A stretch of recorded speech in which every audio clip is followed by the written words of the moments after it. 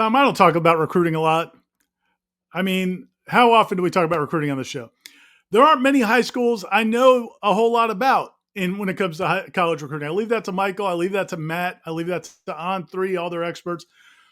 I started my career in Thomasville, Georgia, Tom. You know that. I covered Thomas County Central, several of their state championships back in the early to mid 1990s. I covered Debrell Smiley, and they had a couple players here that played at Florida State who were Thomas County Central alums. That is a program that I know better than any other high school program, better than the high school I went to in Miami. I'm not telling you that you always have to get players out of Thomas County Central.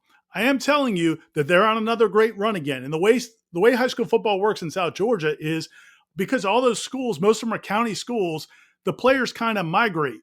And so there's a lot of farmland between this school and that school zone and that. And so it's not even recruiting, but the kids want to play at the best program. So when Colquitt County, Moultrie is rolling, a lot of those players will roll up to Moultrie. When Central's got it rolling, which they do, a lot of those players will gravitate towards Central. They are loaded right now, and they have a defensive end named Cam Brooks, who people are asking about, who's a 4-star recruit, might end up being a 5-star recruit. We'll see how it goes. He has wanted to go to Florida State ever since he was a kid. He grew up Florida State fan, wants to go to Florida State. He's made that clear. Every time he's gone on a visit to Florida State's my number one school. For whatever reason, over the last 6 months, it's like Florida State has not been that prevalent when it comes to his recruitment. And so other schools have been working overtime. And, it's Clemson. It's a bunch of schools that are really recruiting him hard.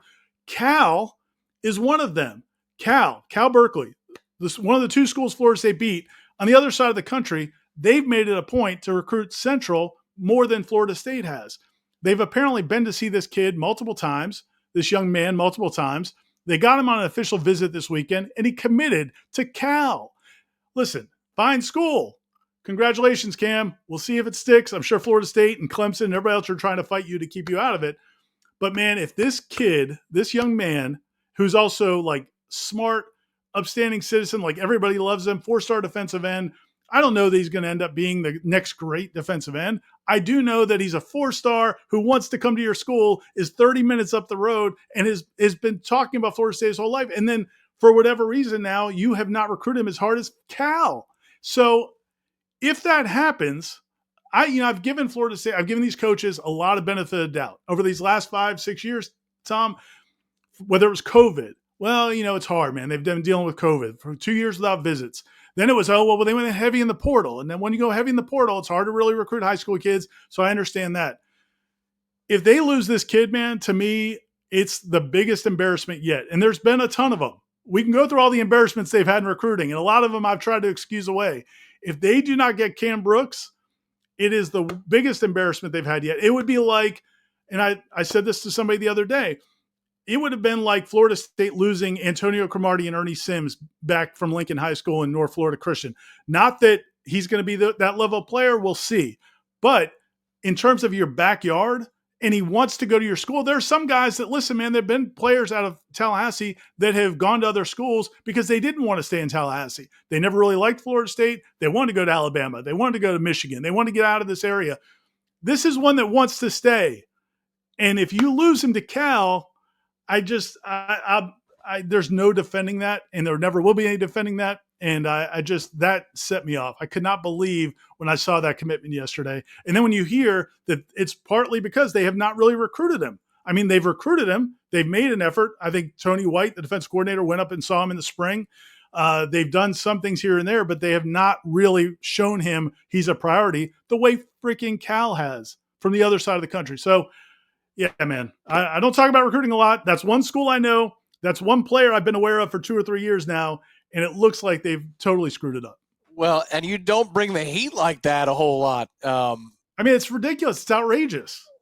Okay, so I didn't tweet about it yesterday because I don't ever tweet about recruiting. So it would be like, what? And I don't do it on this show either. But the more I think about it, the more pissed off I get. They have to fix it.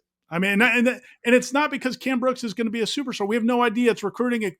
Who knows how any of these guys pan out. But, man, you talk about an embarrassment. So it sends a signal. Okay. Yes, the Don has spoken. Garrett PCL, he says, I love it. Yeah. Ira, can you excuse any of this because Florida State is coming off a 2-10, or is this about the basics when it comes to efforting and recruiting? From what I hear, the only concern I think Cam was fine with 2, and he wasn't fine with 2-10, but he could get over 2-10. I think, especially if they have a success this season. And again, I'm not pretending that I'm like connected to the family. I just talk to a lot of people who are close to that program and know that program because I've been around that program a long time. He could get past that.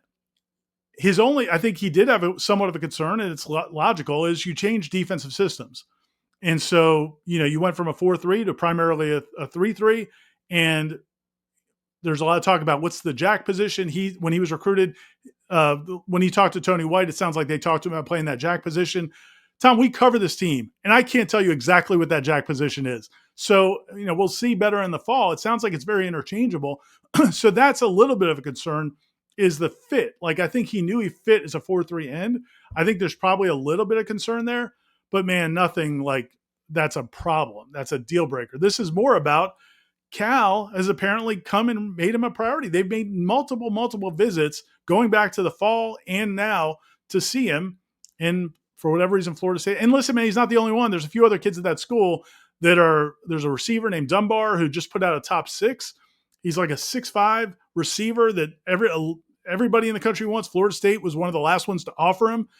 He put out a top 6 schools, and Florida State was not on that list. I mean, so again, I'm not telling you that you have to get every kid from this region, but you can't get the ones you do want, which I think they do want them, to let them just not even. I mean, it's ridiculous. Again, I think the reason I'm so frustrated is because I did defend them. I found all the reasons to defend what they've done in recruiting. And man, to me, this would be unacceptable. So is it fair to say you're off Florida State in terms of recruiting prowess until they prove to you that there's a reason to be back on? There's mounting evidence that, maybe both things could be true. It was a difficult situation, and they're not good at recruiting. I mean, it's clear they're not good at recruiting. I mean, that's not a shocking development. And they've made some changes. They've made some changes in the recruiting staff. We only talk about the 6 assistant coaches that are different now. There are several staff members in the recruiting department that are different as well. But man, I don't think it matters until it's from the top down, from Mike Norvell. And listen, all the people that criticize, and there's a lot of people in this space that have been very critical of Mike Norvell and this staff for recruiting because they don't feel like they've made it a huge priority because they relied too heavily on the portal. And I've defended what they did because I agree, man, go to the portal, win in the portal. I don't have a problem with that. But in the ones that are layups that we know about are close to layups, you're blowing those. So yeah, I'm convinced now that they're just not good in recruiting. They don't make it a priority, and they're not going to make it a priority. Maybe they'll change my mind back. Maybe they'll win Cam Brooks. Maybe they'll have another couple other players that impress us. But as of right now, man, I think everything people have been saying is true. They do not prioritize high school recruiting, and sometimes they're going to pay for it.